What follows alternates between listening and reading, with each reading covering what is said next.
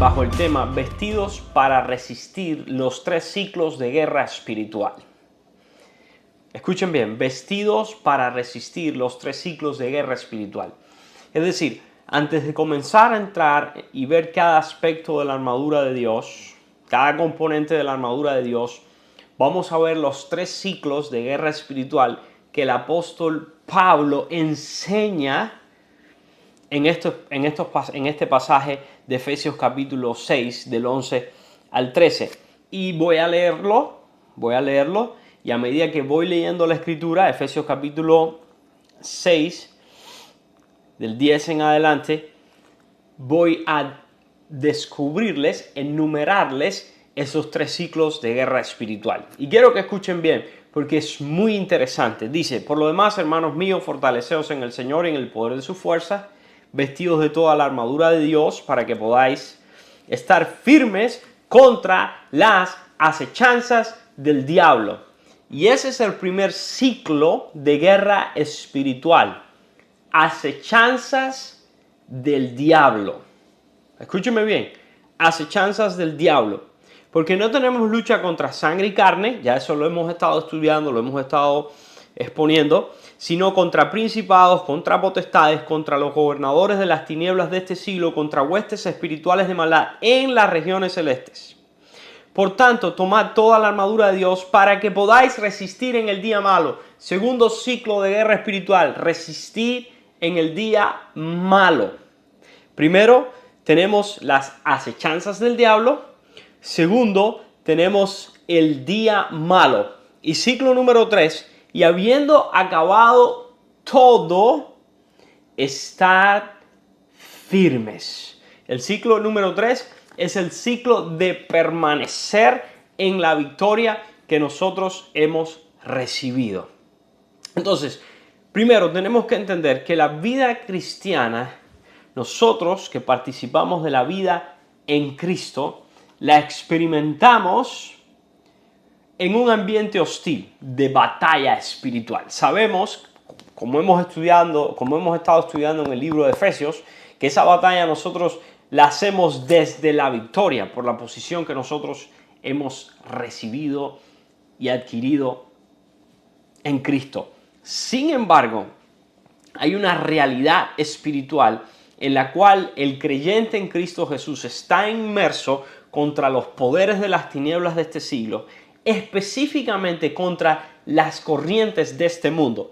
De hecho, esa palabra que usa el apóstol Pablo, las corrientes de este mundo, describe también esa batalla del creyente contra la corriente, contra el plan del maligno, contra el diseño del diablo, contra su agenda a largo plazo para alejar a las personas de Cristo. Bueno, nosotros estamos inmersos en esa batalla contra la corriente, el príncipe de la potestad del aire, que hace que las personas actúen o viven bajo las corrientes de este mundo. Nosotros estamos en una lucha constante contra las corrientes de este mundo y muchas veces experimentamos estos 3 ciclos de guerra espiritual: las acechanzas del diablo, el día malo y la necesidad de estar firmes cuando acaba todo.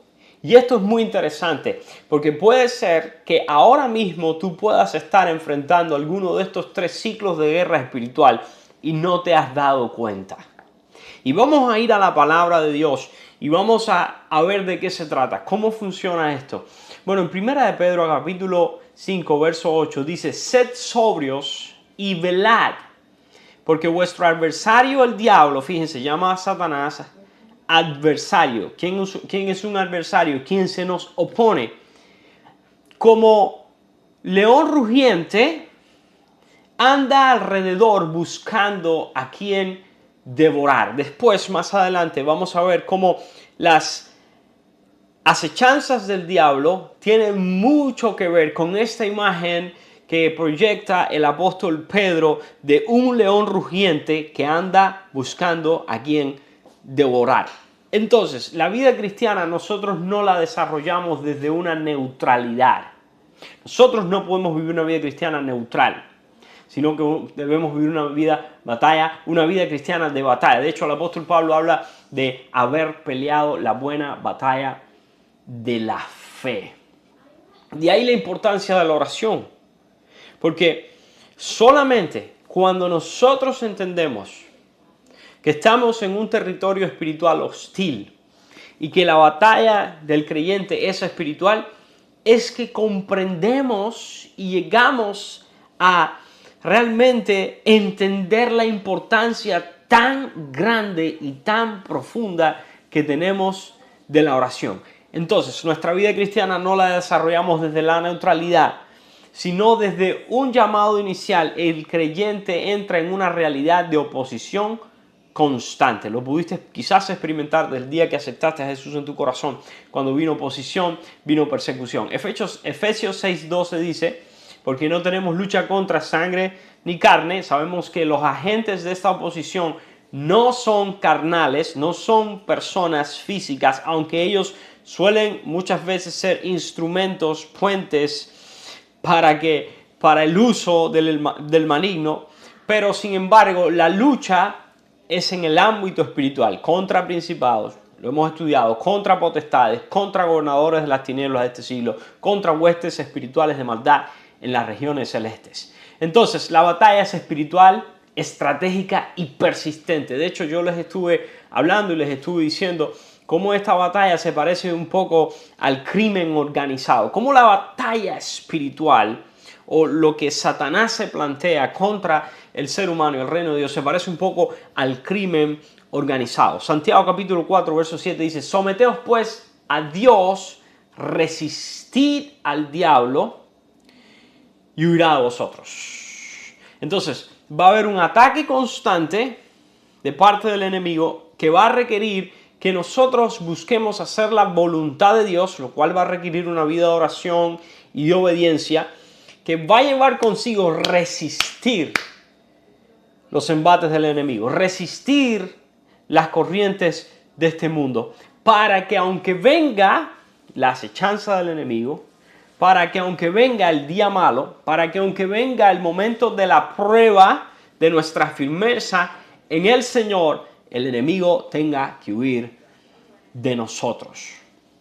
Ahora, vamos a hablar del primer ciclo, las acechanzas del enemigo. Las acechanzas del diablo. Bueno, ¿qué significa la palabra acechanzas? Cuando el apóstol Pablo usa la palabra acechanzas, de hecho, usted puede estudiar esta palabra y resulta muy interesante, porque significa la estrategia silenciosa y progresiva del maligno. Entonces, cuando pensamos que Satanás está en acecho contra nosotros, no significa que él está esperando una oportunidad única para arremeter con nuestras vidas, aunque ese pudiese ser el caso. Pero la acechanza del enemigo significa que él pacientemente, calculando nuestros pasos, observando nuestra vida, prepara para nosotros trampas, prepara para nosotros ocasiones de caer y busca preparar contextos, situaciones, eventos en nuestras vidas por medio de los cuales nosotros podamos ser destruidos. De ahí la importancia de tomar toda la armadura de Dios, no simplemente parte de la armadura de Dios, sino toda la armadura de Dios, porque la lucha que Satanás nos presenta es una lucha bien pensada, es una lucha bien estratégica.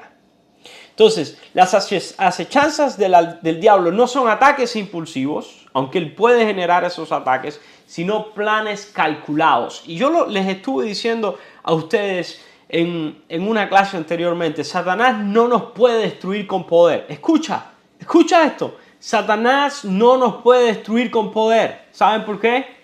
Porque el poder de nosotros es mucho más grande. Dice, mayor es el que está en vosotros que el que está en el mundo. Así que no puede destruirnos con poder, pero sí puede destruirnos con engaño, con astucia, llevándonos a hacer lo que a Dios no le agrada. Y esa es parte de su estrategia, esa es parte de su acechanza, llevarnos a buscar no hacer la voluntad de Dios. Segunda de Corintios capítulo 2, verso 11 dice, para que Satanás no gane ventaja sobre nosotros, pues no ignoramos sus maquinaciones. Miren esto.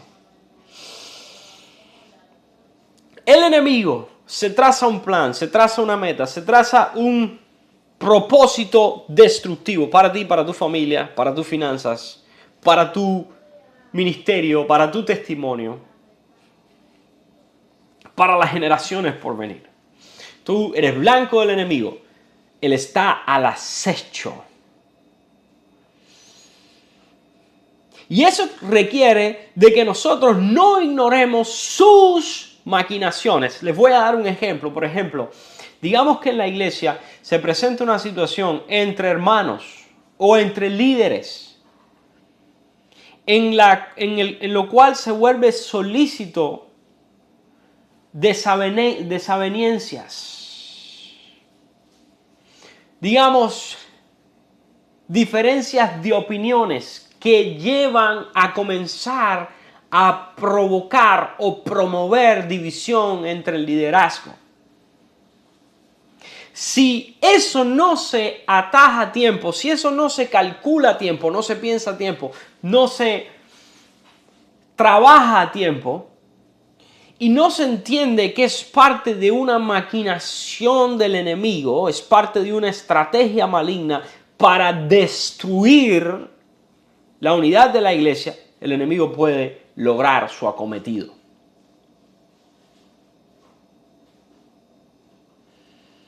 Digamos que usted tiene una desaveniencia con un hermano, usted tiene una situación en la cual tienen diferencias de criterios o quizás por falta de madurez espiritual hay algún comportamiento inapropiado de parte de algunos.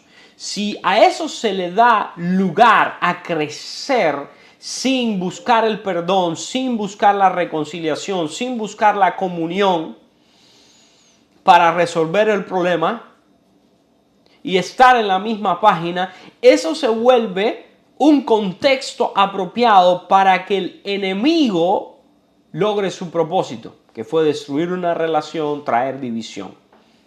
Así maquina el enemigo. Es decir, él observa, espera y ataca donde hay vulnerabilidad. Y quiero que piensen en la imagen del león. Ahí pensemos en el león, en ese depredador tan formidable. El león no ataca la desventura, no, sino que el león acecha con paciencia a su presa. Espera pacientemente que llegue el momento apropiado para entonces, con todas sus fuerzas, arremeter contra su presa y lograr matarla. Puede allí la brisa, estar en la sabana y parece que todo está tranquilo. Pueden estar los ciervos pastando, las cebras y todo parece estar muy tranquilo. Nada está pasando.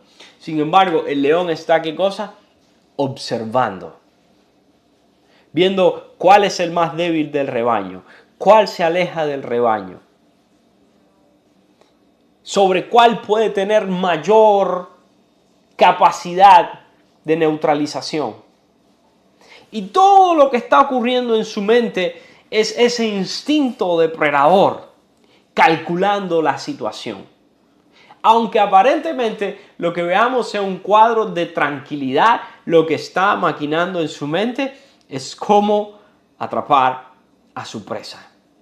De esa misma manera, el apóstol describe a Satanás como león rugiente buscando a quien devorar, buscando la vulnerabilidad. Y esa es parte de su acechanza.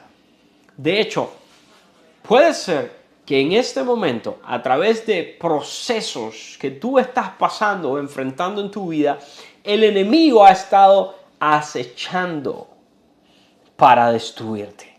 Y quiero darles un ejemplo bíblico que es la cúspide, pienso yo, de esta enseñanza, de cómo el enemigo prepara una trampa para destruir la obra del Señor y los siervos del Señor. Y es precisamente Sansón.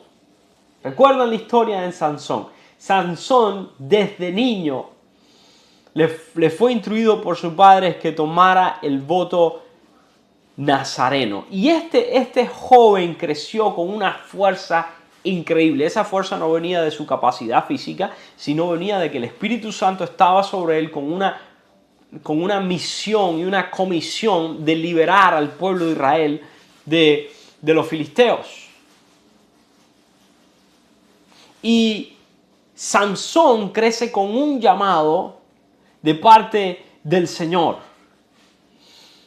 Crece con una capacidad. Sin embargo, Sansón tenía una debilidad sobre la cual sus enemigos aprendieron a capitalizar. Y la debilidad que tenía Sansón era por las mujeres, por un deseo desmedido, por el amor y la relación sexual con las mujeres.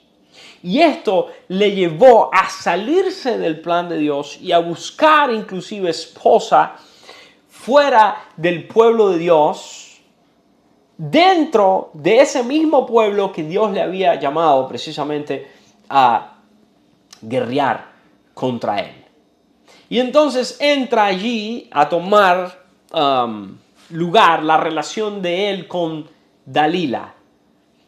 Quiero resumirle rápidamente la historia de Sansón, no voy a ir a través de cada detalle, pero la relación con Dalila es una relación bien preparada y formulada por sus enemigos para destruir a Sansón. Porque esta mujer le presionaba, dice Jueces capítulo 16, verso 16, le presionaba ella cada día, le presionaba y le decía, Sansón, por favor, dime, ¿cuál es el origen de tu fuerza? ¿Cómo se origina esa fuerza tan grande que tú tienes? Y esta mujer con sus palabras dulces, con sus halagos, con sus encantos sexuales, fue cada día posesionándose más de Sansón, al punto que dice que su alma fue reducida a mortal angustia. Es decir, Sansón se sentía angustiado porque a esta mujer, la cual le resultaba el amor de su vida, la relación sexual placentera que él quería, no le había revelado este secreto de que su fuerza radicaba en que él había tomado un voto nazareno. Y en este caso, lo último que le faltaba a él para completamente ignorar, echar por tierra, desdeñar el voto nazareno era cortar su cabello, porque ella había hecho muchas otras cosas que no debía haber hecho.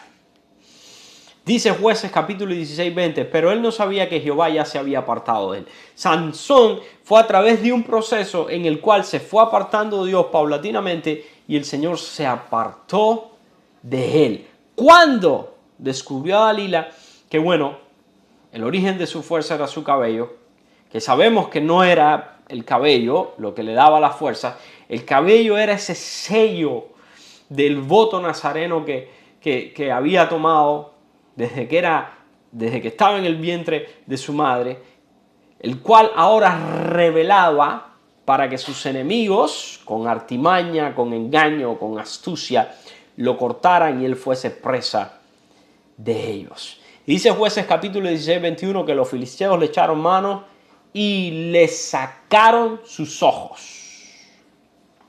Ahora, Sansón era un hombre extremadamente fuerte. Cuando su caballo fue cortado, quedó completamente débil, pusilánime, sin fuerzas ni vigor para enfrentar a ninguno de sus enemigos. Escúcheme bien, el enemigo no le confrontó por la fuerza, porque ese era su don, era su capacidad. El enemigo le confrontó por medio de su debilidad. La acechanza del enemigo fue de tal manera tan astuta y voraz que le debilitó al punto de llevarlo a la autodestrucción. Y entonces le sacaron sus ojos. Y hay algo muy importante que revela el hecho que los ojos de Sansón fueron sacados. Porque esta ceguera física que ahora tiene Sansón revela una ceguera espiritual previa. Escuchen bien. Sansón había cegado su discernimiento espiritual y su juicio espiritual mucho antes de que sus ojos físicos fuesen cegados. Proverbios capítulo 6, verso 25, hablando de la mujer que viene a corromper al joven o hacerle caer, dice: no codices su hermosura en tu corazón, ni ella te prenda con tus ojos. Proverbios 5, del 20 al 23 dice: ¿y por qué, hijo mío, andarás ciego con la mujer ajena? Y ahí estuvo el problema de Sansón, su ceguera espiritual por la mujer ajena. Entonces sacan sus ojos físicos, que era un reflejo de una ceguera que anteriormente él había estado enfrentando, y era su ceguera espiritual. Esto de sacarle a los ojos a Sansón es una parábola, escúchenme bien, de lo que hace el pecado. El pecado promete placer, porque con sus ojos buscaba complacerse en estas mujeres. El pecado promete placer, pero sin embargo te reduce a esclavo. Y no solamente el pecado sexual, cualquier otro pecado, el amor al dinero, por ejemplo, puede llevarte a buscar o hacer cualquier cosa para enriquecerte. Pero sin embargo la Biblia dice que los que aman el dinero y hacen cualquier cosa para enriquecerse terminan siendo traspasados de muchos dolores. Primera Timoteo 6 del 9 al 10 dice: los que quieren enriquecerse caen en tentación y lazo. Entonces, el enemigo no nos vence donde somos fuertes, sino donde toleramos la debilidad. Donde dejamos que sus artimañas permitan que tome ventaja en nuestras vidas. Por eso es muy importante en el día de hoy que nosotros pensemos en qué área de nuestras vidas podemos estar dándole lugar u oportunidad al diablo para que nos haga la guerra. ¿Qué estamos mirando que nos está quitando la capacidad de ver? ¿Qué deseo estamos tolerando que, si no es confrontado, pudiera dejarnos ciegos espiritualmente? Aunque continuemos creyendo que somos fuertes. Entonces, esto de que le sacaron los ojos a Sansón es la imagen final de que una vida nunca aprendió a ver correctamente. Este hombre nunca aprendió a ver las cosas correctamente. Él fue fuerte, pero no fue sabio. Fue ungido, pero no fue prudente. Fue temido por sus enemigos, pero vencido por sus pasiones. Y esta es la lección que tiene que confrontarnos hoy en nuestras vidas. Lo que toleramos como placer desordenado, hoy puede convertirse en nuestra mayor pérdida. El pecado no solamente quiere que caigas, quiere que no veas el camino de regreso. Quiere que sigas caminando, pero a oscuras. Sansón terminó moliendo en la cárcel, sin ojos, sin libertad y sin honra. No porque Dios le falló, sino porque el discernimiento fue sacrificado en el altar del deseo.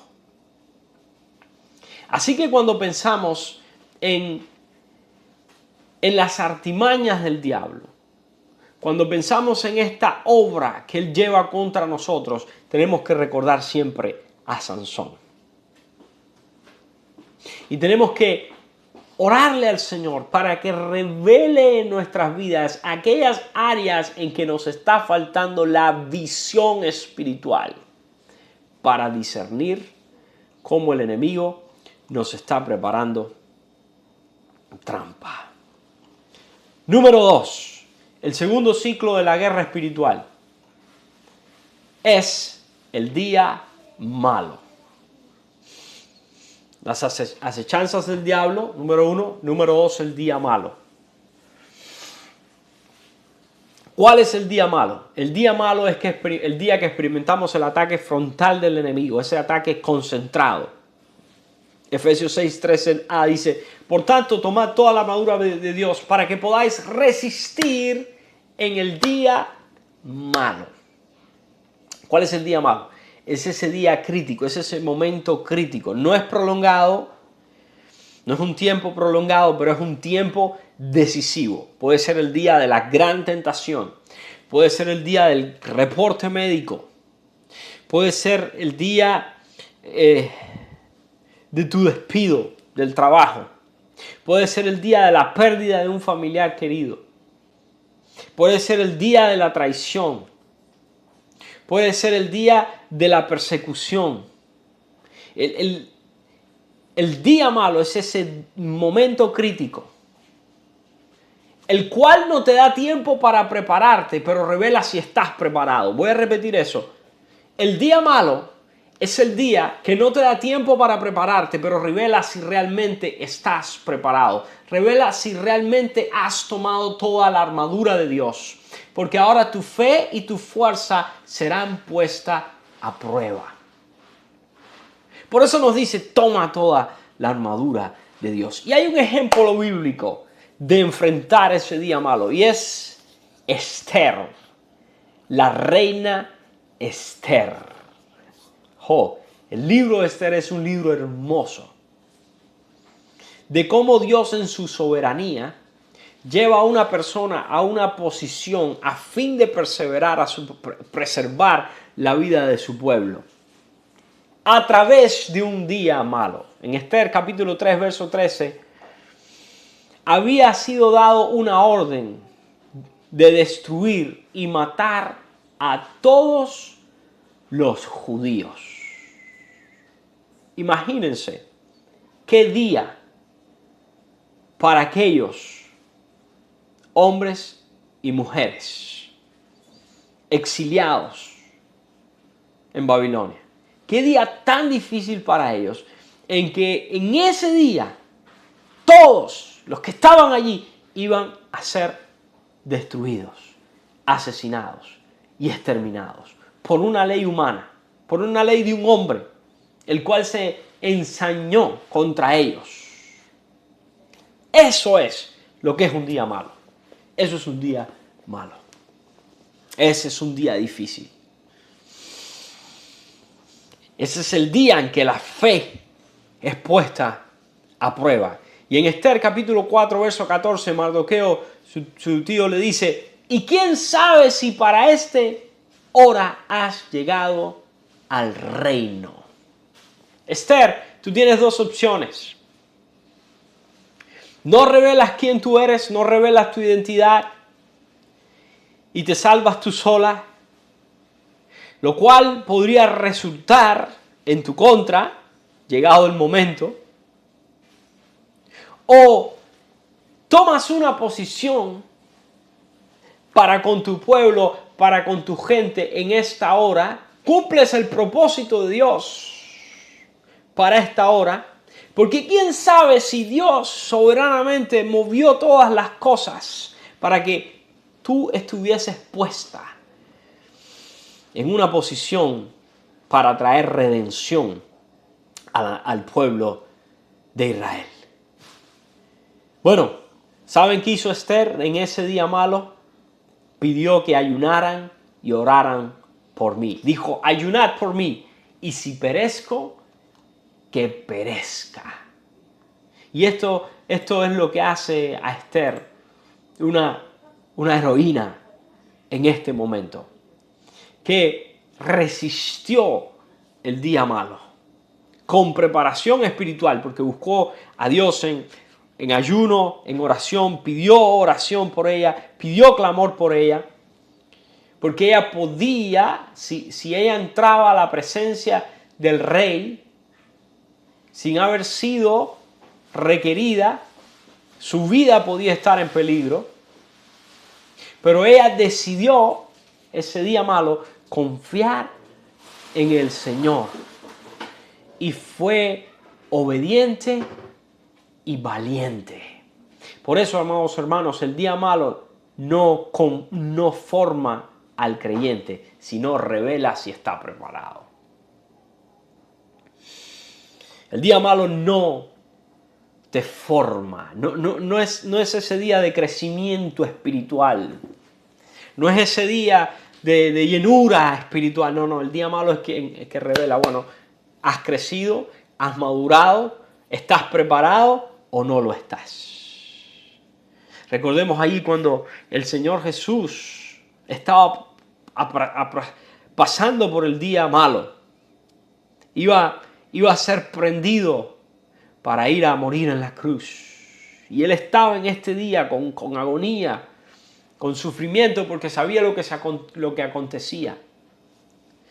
Y él estaba preparado para hacer la voluntad del Padre, al costo que fuera. Sin embargo, sus discípulos en el día malo no estaban preparados.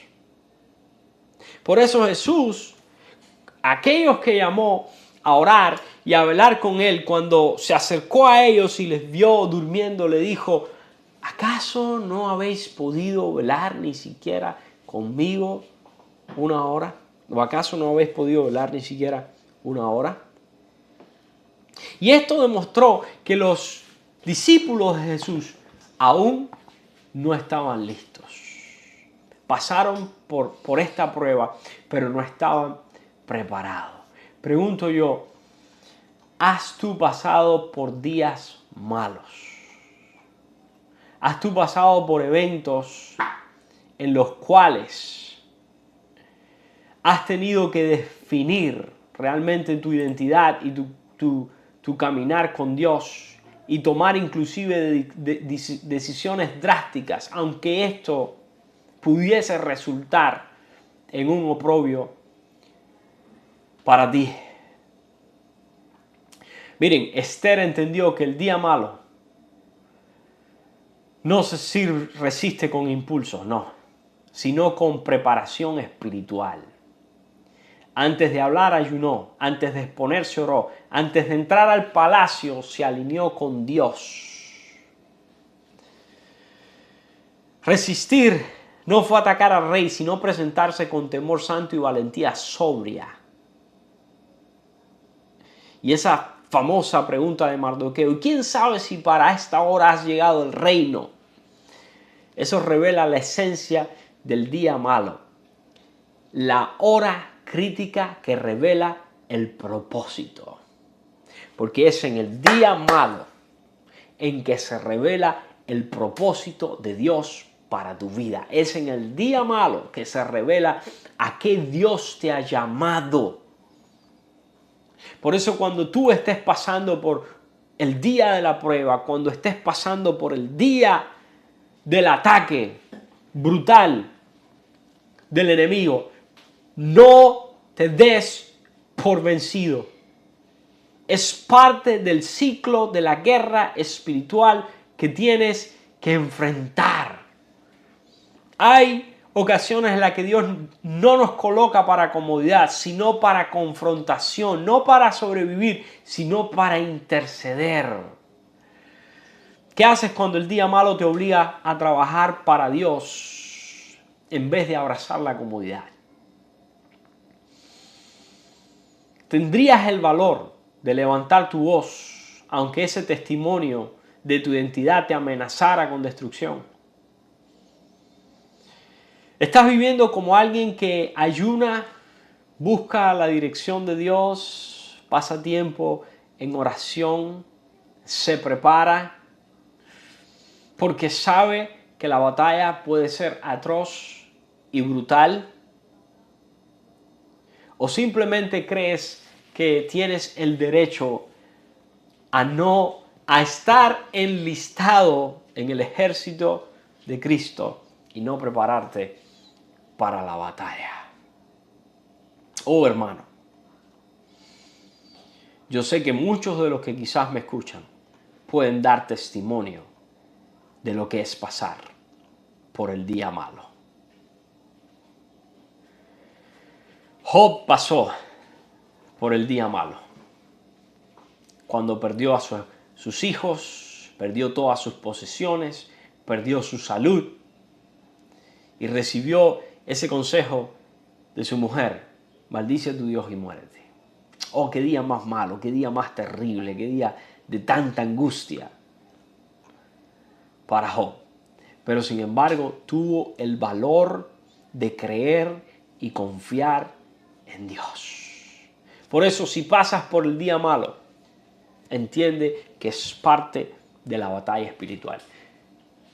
Ármate completamente de la armadura de Dios para que puedas resistir en el día malo.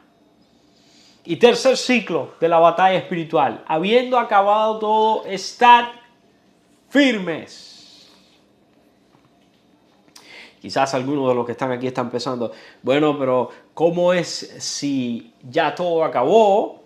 ¿Cómo es posible que la batalla continúe? ¿Cómo es posible que continúe el acecho? Bueno, el mayor riesgo viene cuando la batalla visible parece haber terminado. El mayor riesgo viene cuando las aguas parecen haberse calmado.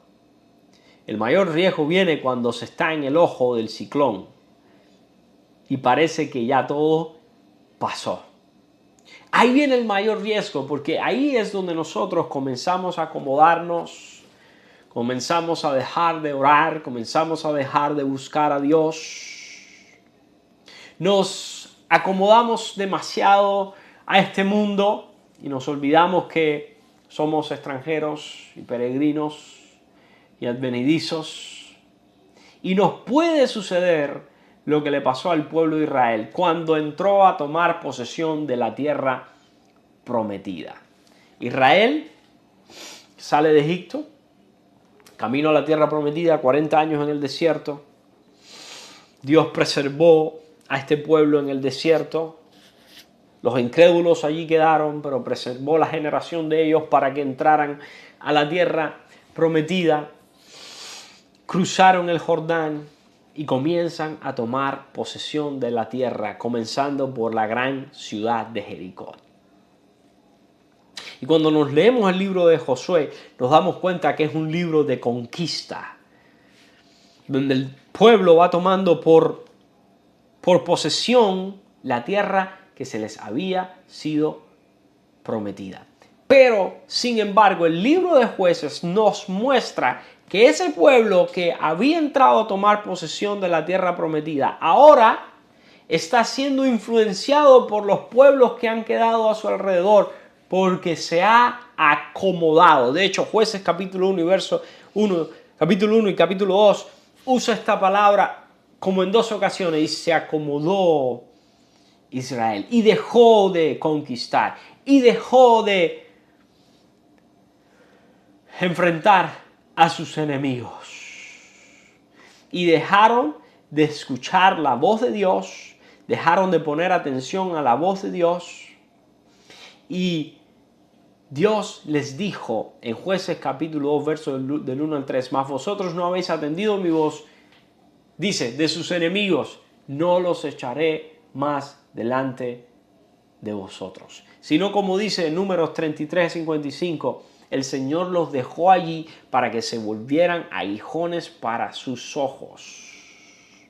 Tal era la apatía espiritual y la falta de comunión con Dios de esta generación que quedó después de la muerte de Josué y de estos que tomaron posesión de la tierra prometida, que dice Jueces 12:25 que cada uno hacía lo que le parecía.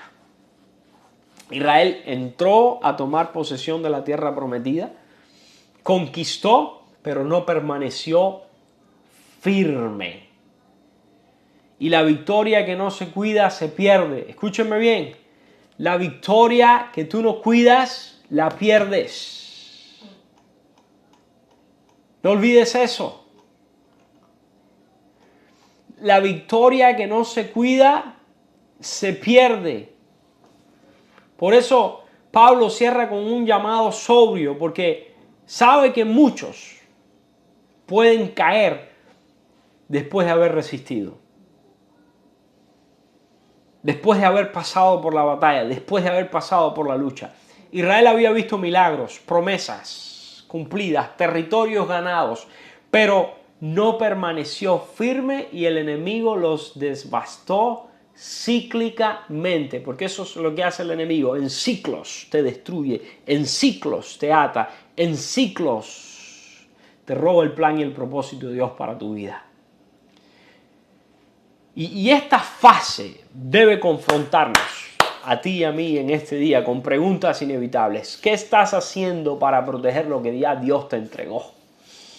El ministerio que Dios te entregó. El llamado que Dios te dio. ¿Dónde has estado bajando la guardia pensando que ya la lucha terminó? Ya logré esto, ya logré aquello. Gracias por pasar este tiempo con nosotros. Si de alguna manera esta enseñanza expandió tu entendimiento y fortaleció tu fe, te invitamos a suscribirte al canal de la Iglesia Esmirna, donde estamos comprometidos en edificar tu vida mediante la palabra de Dios. Nos vemos en el próximo video.